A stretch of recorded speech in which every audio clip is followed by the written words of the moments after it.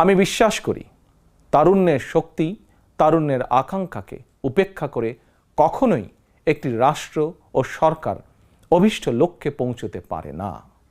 প্রিয় দেশবাসী, এবার আমি বিশেষ করে প্রিন্ট এবং ইলেকট্রনিক মিডিয়ার সংশ্লিষ্টদের দৃষ্টি আকর্ষণ করে দুটি কথা বলতে চাই। গণহত্যাকারী হাসিনা সারা দেশের সংবাদপত্রের স্বাধীনতা কেড়ে নিয়েছিল।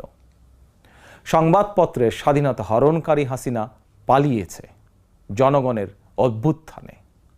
জনগণের প্রত্যাশা, আপনারা আপনাদের যার যার সংবাদপত্রে নির্ভয়ে এই শব্দটি লিখবেন, হাসিনা পালিয়েছে।